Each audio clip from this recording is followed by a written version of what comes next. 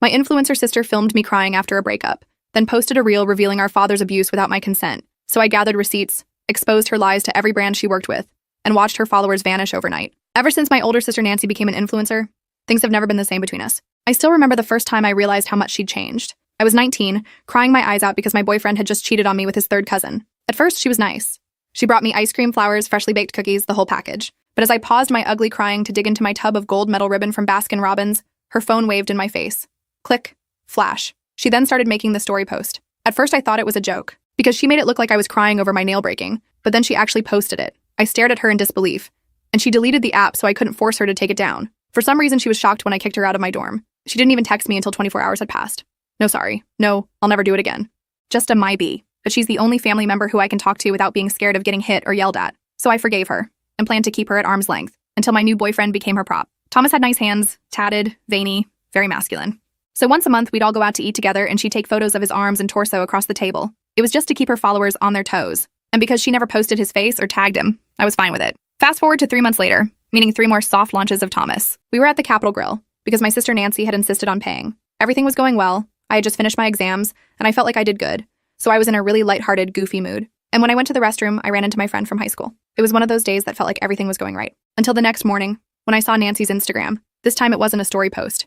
It was a reel, and in it was my boyfriend. But his hand was squeezing her thigh, and she filmed him from his face down to his ankles. My entire body went cold. I rubbed my eyes thinking I was mistaken. But then I saw he had been tagged in the post. I tried to send him a screenshot of it, but my message was green instead of blue. He had blocked me on everything. That's when Nancy called. I know you hate me right now, but hear me out. I was already crying, so I just nodded.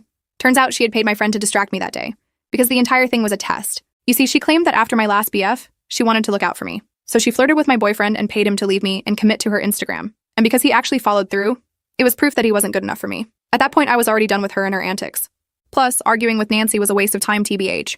So I simply told her that if she ever did anything like that again, I will cut her off. Eventually, she gave up and agreed. And you know that one Kanye tweet? If you feel Sewers Lytle, don't hang around people who make you want to unalive yourself. Well, turns out it's true, because the next 3 years without her went really smoothly. I graduated college with an extremely strong family-like friend group and had finally found a loyal boyfriend called Charles. But the day I posted about my graduation party, Nancy called me. She told me I looked beautiful. Her voice was meek, regretful. I immediately broke into apology for not inviting her and asked if she wanted to hang out. Suddenly, her tone changed and she sounded thrilled. So we planned a dinner for that same week. I purposely didn't tell her about my BF Charles, but there were so many updates on college that it wasn't even noticeable. As soon as I was done talking, she didn't respond to anything I said, just handed me a lip gloss and concealer stick so I could touch up for her page. But other than that, she told me she was now in therapy, and she's ashamed of how she handled the clout. I told her if she proved that she actually had changed, I would forgive her. We met up once a week after that, and I even let her in on my new BF. She seemed happy to not meet him, and I thought everything was finally okay.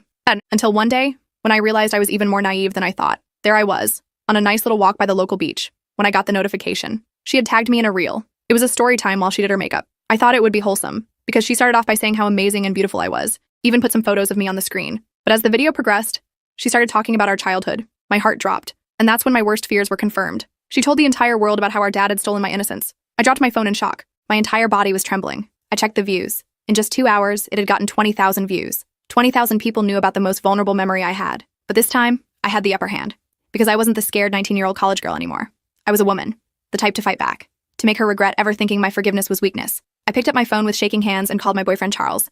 He answered on the second ring. I told him what happened, my voice breaking. He immediately offered to come pick me up, but I needed to be alone. I needed to think. I spent the next hour sitting on a bench by the beach, watching the waves and planning. Nancy had crossed a line that couldn't be uncrossed. She had taken my trauma, my most private pain, and turned it into content. For likes, for views, for engagement. The comments under her video were a mix of sympathy, shock, and people asking for more details. She was responding to them all, playing the role of the supportive sister who was breaking the silence to help other victims. It made me sick. I drove home in a daze, my mind racing with possibilities. When I got to my apartment, I sat down at my laptop and started making a list. Every manipulative thing Nancy had ever done to me. Every lie she'd told. Every time she'd used me for content without my permission. The list was long. Too long. And looking at it all together made me realize something important. Nancy wasn't going to stop. Ever. No matter how many chances I gave her, no matter how many boundaries I set, she would always find a way to cross them. So I had 2 choices. Cut her off completely and hope she'd leave me alone, or find a way to make her stop for good. The first option seemed safer, but I knew Nancy. She'd just use my absence as more fuel for her content. My sister won't talk to me after I expose our family secret would be her next viral video.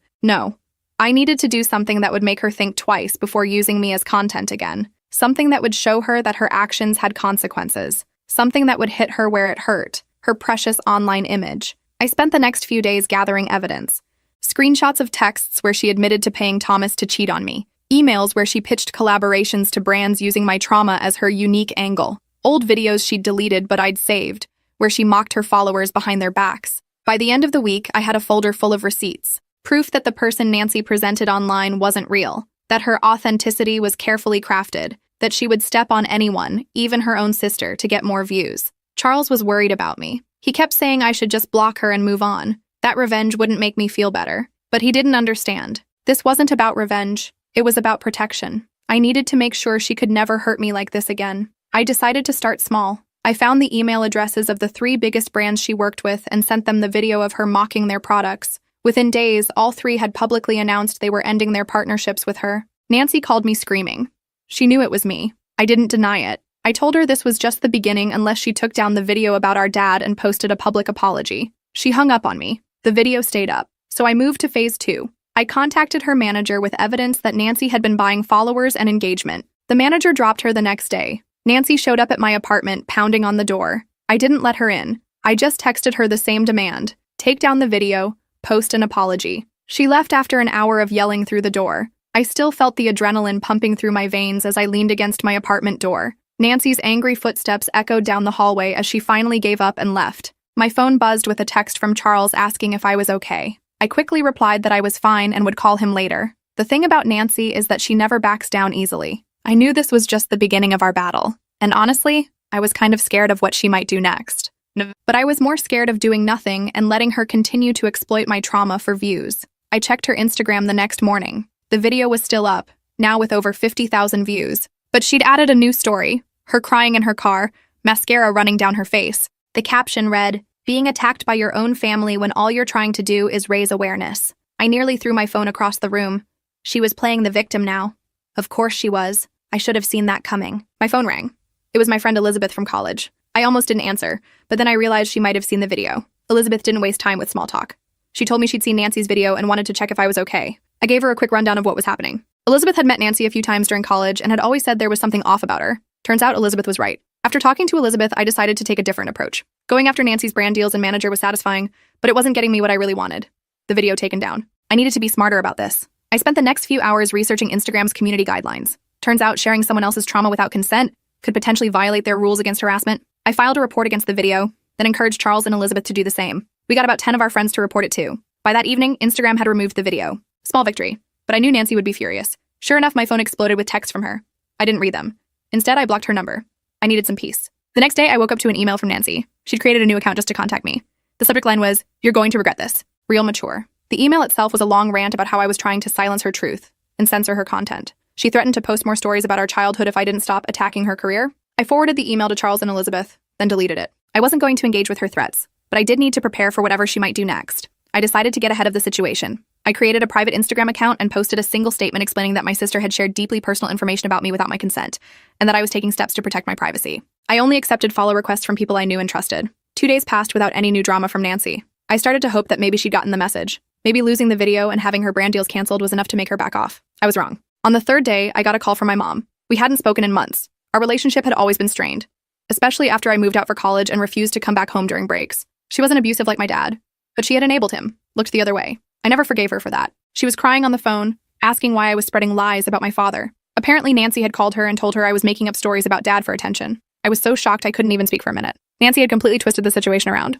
I tried to explain what really happened, that Nancy was the one who had shared the truth about dad publicly, without my permission. But Mom didn't believe me. She kept saying Nancy would never do something like that I must be confused or lying. After I hung up, I sat on my kitchen floor and cried for an hour. The unfairness of it all was overwhelming. Nancy had not only exposed my trauma to the world, but she was now gaslighting our mother about it and turning her against me. Charles came over that night with takeout and ice cream. He held me while I cried some more. He suggested I take a break from social media for a while.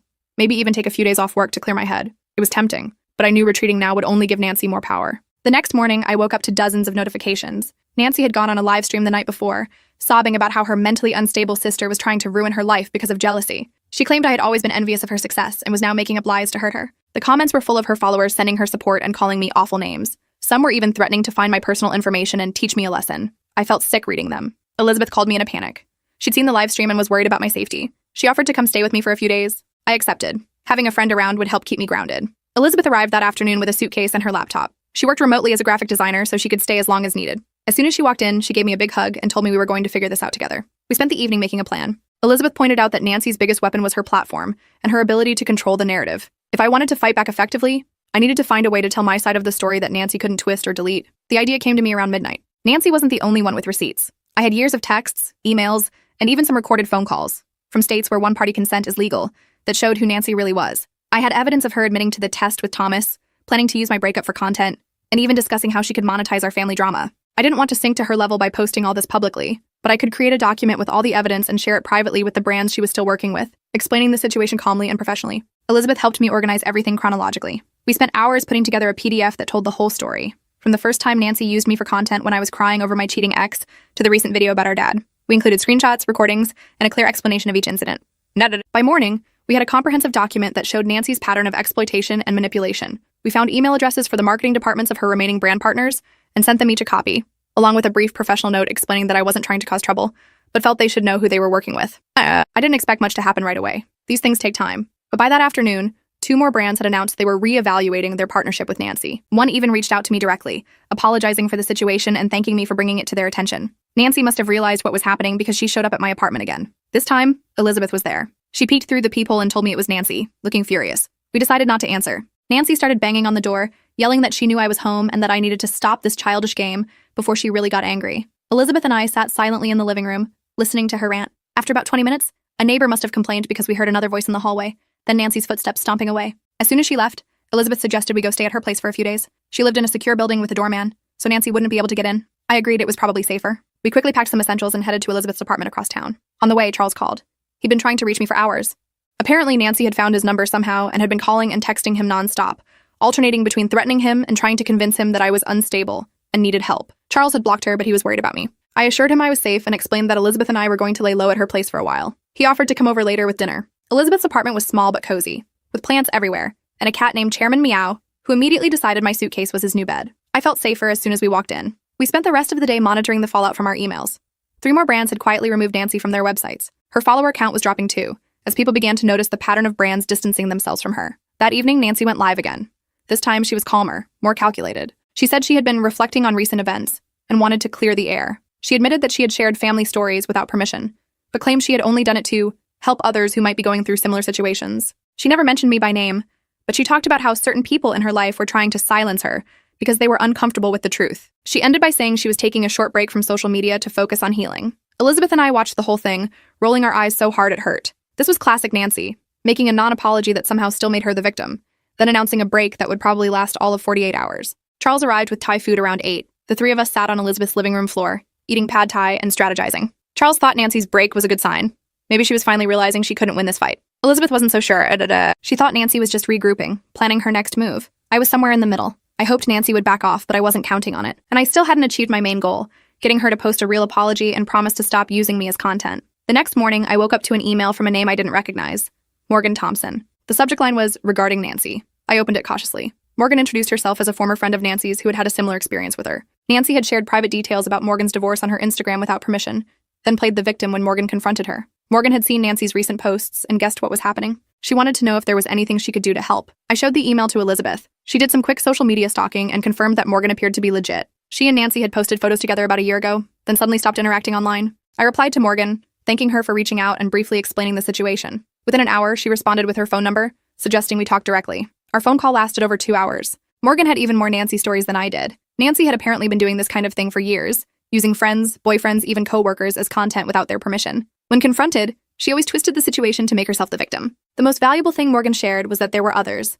at least 5 other former friends of Nancy's who had similar experiences. She offered to connect me with them if I wanted. I immediately said yes. By that evening, I was part of a group chat with 6 women, all of whom had been exploited by Nancy in some way. We shared our stories and compared notes. The pattern was always the same. Nancy would get close to someone, learn their secrets or vulnerabilities, then use those for content. When confronted, she would gaslight, play the victim, and often try to turn others against the person who had called her out. One woman, Patricia, had actually gone through almost exactly what I was experiencing now. Nancy had shared details about Patricia's eating disorder, then claimed she was doing it to raise awareness. When Patricia had tried to get the content removed, Nancy had painted her as triggered and trying to silence important conversations. The group was incredibly supportive. They understood what I was going through in a way even Charles and Elizabeth couldn't. And they had practical advice too, based on their own experiences with Nancy. Patricia suggested we all report Nancy's account for harassment, which might trigger a review of her entire account.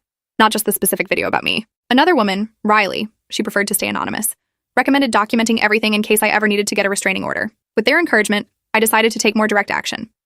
I drafted a formal cease and desist letter, stating clearly that Nancy did not have permission to share any information about me on social media or any other platform. I wasn't sure if it would have any legal weight, but it would at least show Nancy I was serious. I sent the letter by certified mail so I'd have proof she received it. Then I waited. 3 days passed without any new posts from Nancy. Her break from social media seemed to be real this time. I started to relax a little. Maybe the combination of losing brand deals, getting the cease and desist, and knowing that her former friends were now connected had finally gotten through to her. I was wrong again. On the 4th day, Nancy posted a 20-minute video titled, "The Truth About My Sister." In it, she claimed that I had been jealous of her success for years and was now trying to destroy her career because of it. She twisted every interaction we'd had over the past few years to fit this narrative. The worst part was when she brought up our childhood. She admitted that our dad had been abusive, but suggested that I had conflated or misremembered certain events due to trauma responses. She never outright said I was lying about what he did to me, but she heavily implied it. I was shaking with rage by the end of the video. Elizabeth had to take my phone away because I was ready to drive straight to Nancy's apartment and confront her face to face. Instead, Elizabeth called Charles, who came right over. The 3 of us sat in Elizabeth's kitchen, trying to figure out what to do next. This was a new level of betrayal.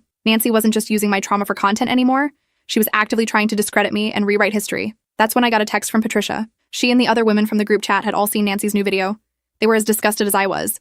And they had a suggestion. What if we all shared our stories publicly, together? The idea was powerful. One person speaking out against Nancy could be dismissed as a hater or someone with a grudge. But 7 women, all with similar experiences, all with receipts, that would be much harder to ignore or discredit. We set up a Zoom call for that evening to discuss the details. Everyone agreed that we didn't want to sink to Nancy's level by sharing private information about her. Instead, we would each tell our own story.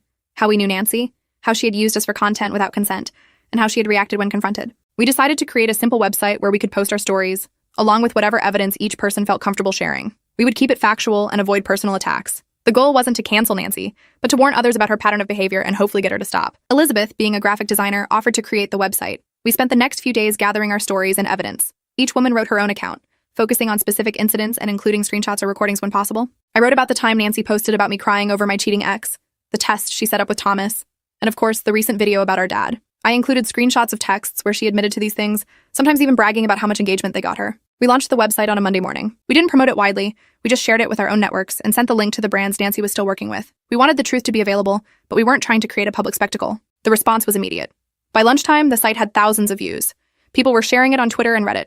Nancy's remaining brand partners began to distance themselves one by one. Her follower count dropped by thousands. Nancy's initial response was to go private on all her social media accounts. Then she posted a story claiming she was being targeted by a coordinated harassment campaign, and that everything on the website was lies and manipulation. No one was buying it.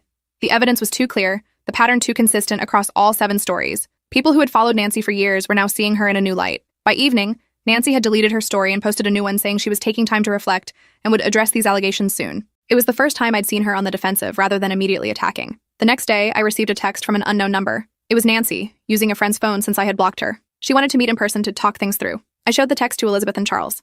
They both advised against meeting her alone. I suggested a public place with both of them present. Nancy agreed, though she wasn't happy about it. We arranged to meet at a coffee shop downtown the following afternoon. I barely slept that night, running through different scenarios in my head. Would Nancy be angry?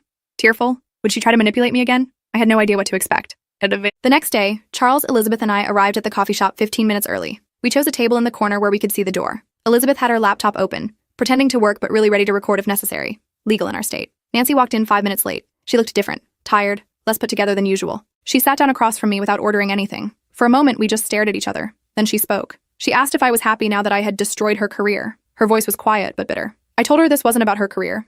It was about her repeatedly using me and others for content without consent. It was about her sharing my trauma publicly, then trying to discredit me when I objected. She started to argue, but I cut her off. I told her I had one simple request. Post a genuine apology, admit what she did was wrong, and promise never to use me as content again. If she did that, I would consider the matter closed. Nancy laughed, but it wasn't a happy sound. She said her followers would never believe she had done anything wrong, that an apology would just make her look guilty, that I was asking her to commit career suicide. Charles, who had been silent until now, pointed out that her career was already in trouble. Most of her brand deals were gone. Her follower count was dropping daily. The website with all our stories was getting more traffic every hour.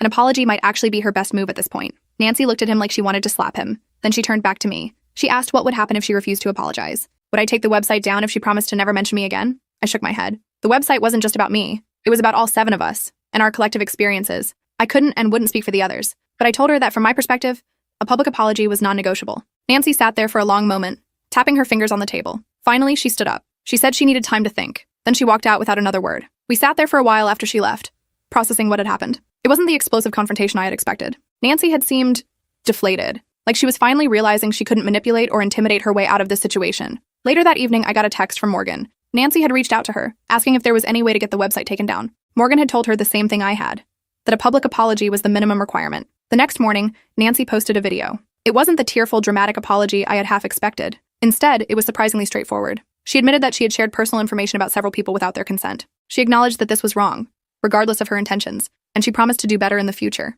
She mentioned me specifically, saying she was especially sorry for sharing details about our childhood trauma without my permission, and for trying to discredit me when I objected. She said there was no excuse for her behavior, and that she was taking time away from social media to reevaluate her priorities. I watched the video 3 times, looking for the catch, the subtle manipulation, the way she would turn this around to make herself the victim again, but I couldn't find it. It seemed genuine, or at least as genuine as Nancy was capable of being. I forwarded the video to the group chat with the other women. Their reactions were mixed. Some thought it was a good first step. Others were more skeptical, pointing out that Nancy only apologized after her career was threatened. I wasn't sure what to think. Part of me wanted to believe Nancy had finally understood the impact of her actions. Another part remembered all the times she had seemed to change, only to revert to her old behaviors as soon as it was convenient. For now, I decided to take the apology at face value. I texted Nancy a simple, "Thank you for the apology." And she responded almost immediately with, "I really am sorry." It was the most straightforward interaction we'd had in years. Over the next few weeks, Nancy kept her word about staying off social media. The website remained up, but traffic to it naturally decreased as the drama faded. Most of Nancy's former brand partners moved on to other influencers. Her follower count stabilized at about half what it had been before. I moved back to my own apartment, though Elizabeth and I had become even closer friends through the whole ordeal. Charles was supportive throughout, never once suggesting that I should just let it go or be the bigger person. He understood that this wasn't about revenge. It was about standing up for myself and setting boundaries. About a month after her apology video, Nancy texted asking if we could meet again, just the two of us this time. I was hesitant but curious about what she wanted to say. We arranged to meet at the same coffee shop. This time, Nancy was on time. She looked different again, more like her old self before the influencer fame had changed her. She had even dyed her hair back to its natural color. She told me she had been in intensive therapy since her apology video, that she was working through a lot of issues, including why she felt the need to exploit others for attention and validation. She said she wasn't asking for forgiveness, just a chance to prove over time that she had changed. I told her I was willing to give her that chance, but that my trust would have to be earned back slowly, that I needed to see consistent behavior change, not just promises. She nodded, seeming to understand. Then she asked about our childhood, about Dad. Not for content, she quickly clarified, but because she was trying to process her own trauma from that time. We ended up talking for hours, more honestly than we had in years. I left that meeting cautiously optimistic. Not that Nancy and I would ever have the close sister relationship I had once hoped for, but that maybe we could build something new, something based on mutual respect and boundaries. As I drove home, I realized something important. This whole ordeal had started because I wanted to make Nancy pay for what she did. But what I really gained wasn't revenge. It was my voice. The courage to stand up for myself, to set boundaries, to say no when someone tried to use me. And that was worth more than any revenge could ever be. I walked into my apartment that night feeling weirdly calm. After months of chaos with Nancy, I finally felt like I had some control back. The website with all our stories was working. Brands were dropping her. And most importantly, she seemed to be on the defensive for once. Charles called to check in. He wanted to know how I was feeling after the coffee shop confrontation. I told him I was okay, just tired. The emotional roller coaster of the past few weeks had completely drained me. He offered to come over, but I told him I needed some alone time to process everything. I woke up the next morning to a text from Patricia. Nancy had reached out to her too, asking for a private meeting. Patricia wasn't sure what to do. I told her about my experience at the coffee shop, how Nancy had seemed deflated rather than combative. Patricia decided she'd meet Nancy, but in a public place with a friend nearby, just to be safe. Later that day, Elizabeth sent me a screenshot of Nancy's Instagram. She'd posted a story saying she was taking a social media break to focus on personal growth. There was no mention of the website or the allegations against her, just a vague statement about reflecting on past mistakes and learning to be better. Classic Nancy non-apology. I showed it to Charles when he came over that evening. He thought it was a good sign that she wasn't attacking me publicly anymore. I wasn't so sure. This felt like a tactical retreat, not a genuine change of heart. My phone rang around 8 p.m. Unknown number. I almost didn't answer, but something told me I should. It was my mom. She was crying. Apparently Nancy had called her again, but this time with a completely different story. She'd admitted that she was the one who had shared our family trauma online, not me. She'd confessed to lying about me being jealous and trying to ruin her career. I sat down on my couch, stunned. This didn't sound like Nancy at all. My mom kept talking, saying she was sorry for believing Nancy's lies, that she should have known better. I barely heard her. My mind was racing, trying to figure out Nancy's angle. What was she getting out of this sudden honesty? After I hung up with Mom, I called Elizabeth. She had a theory. Nancy realized she was losing the PR battle and was trying to salvage what relationships she could. Starting with our mom made sense. She was an easier target than me or the other women she'd exploited. The next morning, I got another surprise. Morgan forwarded me an email Nancy had sent to everyone in our group. It was a lengthy apology, acknowledging specific incidents where she'd used each of us for content without permission. She admitted to gaslighting us when confronted and trying to turn others against us when we stood up for ourselves. The email ended with a request. Nancy wanted to make a public apology video addressing everything she'd done. She asked if we would be willing to review it before she posted it, to make sure she wasn't missing anything or unintentionally continuing harmful patterns. Our group chat exploded with reactions. Some thought it was another manipulation tactic. Others believed she might be genuinely remorseful. We debated back and forth for hours. Finally, Patricia suggested a compromise. We would agree to review Nancy's apology video, but we'd make it clear that our approval wasn't an endorsement or forgiveness. We were simply confirming that she was accurately acknowledging what she'd done wrong. I drafted the response and sent it to Nancy after everyone in the group approved it. She replied almost immediately, thanking us and promising to send the video draft within a few days. True to her word, Nancy sent the video 3 days later. It was surprisingly good. She took full responsibility for her actions without making excuses. She named each specific incident and explained why it was wrong. She didn't ask for forgiveness or try to paint herself as a victim. She just acknowledged the harm she'd caused and promised to do better. We suggested a few minor changes, mostly around language that still felt a bit manipulative. Nancy accepted all our edits without argument and posted the final version the next day. The response was immediate and massive. Nancy's followers were shocked by her admissions. Some defended her, claiming we were just trying to cancel her out of jealousy. But most seemed to appreciate her honesty. The video got more views than anything she'd posted in months. I watched the comment section carefully, ready to jump in if Nancy started liking or responding to comments that attacked me or the others. But she didn't. She only engaged with comments that focused on accountability and growth, ignoring the ones that tried to absolve her of responsibility. A week passed. Then 2. Nancy remained quiet on social media aside from responding to comments on her apology video. No new content, no stories, no attempts to capitalize on the situation for views. It was the longest she'd ever gone without posting something about her personal life. I started to wonder if maybe, just maybe, she was actually changing. But I'd been fooled by Nancy too many times before to fully trust this apparent transformation. My suspicions were confirmed when Elizabeth called me in a panic one morning. She'd been checking Nancy's social media accounts daily, something I'd stopped doing for my own mental health, and had noticed something concerning. Nancy had started following several accountability coaches and redemption story content creators, people who specialized in helping public figures rehabilitate their image after scandals. She's planning a comeback, Elizabeth said. This whole apology thing is just phase 1 of her rebranding strategy. I felt that familiar knot in my stomach. Of course, Nancy wasn't really changing. She was just adapting her approach, finding a new angle for content. Instead of being the relatable influencer who shared family stories, she'd become the reformed bully on a journey of personal growth. And she'd probably find a way to use me in that narrative too. I called an emergency Zoom meeting with the other women from the website. We needed to prepare for whatever Nancy might do next. Patricia suggested we update the website to acknowledge Nancy's apology video, but make it clear we were still watching to see if her behavior actually changed. Riley thought we should just leave things as they were and not engage further. We were still debating when my phone lit up with a text from Nancy. She wanted to meet again, just the 2 of us. Said she had something important to discuss that couldn't be done over text or phone. I shared the message with the group. It's a trap, Morgan said immediately. She's going to record your conversation and twist it somehow. That seemed likely. But I was also curious. What new manipulation was Nancy planning? And did I really want to spend the next months or years constantly looking over my shoulder, waiting for her next move? I decided to meet her, but with precautions. I told her I'd meet at a public park near my apartment. I'd have Charles and Elizabeth nearby, out of sight but close enough to intervene if needed. And I'd record the entire conversation myself, so she couldn't selectively edit anything later. Nancy agreed to all my conditions without argument, which only made me more suspicious. We set the meeting for the following afternoon. I barely slept that night, running through possible scenarios in my head. What did Nancy want? Another chance to manipulate me? Material for her redemption content? Or was she planning something more vindictive? The next day, I arrived at the park 20 minutes early. Charles and Elizabeth were already there, pretending to have a picnic about 50 feet from our meeting spot. I sat on a bench and waited, phone recording in my pocket. Nancy showed up right on time. She looked different, less polished, more like the sister I remembered from before she became an influencer. She sat beside me, leaving plenty of space between us. Thanks for meeting me, she said. Her voice was quiet, lacking its usual confidence. I nodded but didn't say anything. I wasn't going to make this easy for her. Nancy took a deep breath. I'm leaving social media, she said. For good. That was not what I expected to hear. What do you mean? I'm deleting all my accounts. I've already told my remaining sponsors.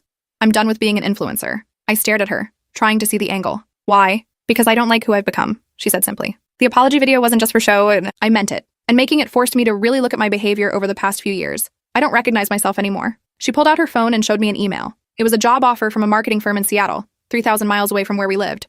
She'd already accepted. I'm starting over, she said. New city, new job, new me. Away from the temptation to turn everything and everyone into content. I still didn't trust it. And you're telling me this because you're my sister, and because I owe you the biggest apology of all. She looked down at her hands. I've been in intensive therapy since everything blew up. My therapist helped me see how much damage I've done, especially to you. I used your trauma for views. I betrayed your trust over and over. I tried to gaslight you when you called me out. There's no excuse for any of it. I'd heard Nancy apologize before, usually right before she did something even worse. But something felt different this time. Maybe it was the lack of dramatic tears, or the fact that she wasn't filming this for content, or maybe it was just that she seemed smaller somehow, more human. I don't expect you to forgive me, she continued when I didn't respond. I wouldn't, in your position. I just wanted you to know that I'm removing myself from your life. You won't have to worry about me using you for content anymore because there won't be any content. I'm done. She stood up, pulling a small envelope from her pocket and placing it on the bench between us. That's a copy of the lease termination for my apartment and my flight details to Seattle. I leave next week. I'm not telling anyone else where I'm going. Not my followers, not my friends in the industry.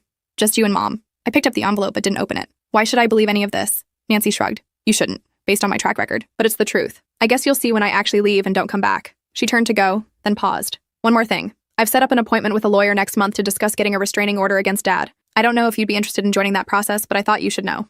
No pressure either way. With that, she walked away. No tearful goodbye, no dramatic last words. She just left. I sat there for a long time after she was gone, trying to process what had just happened. Charles and Elizabeth eventually came over, full of questions.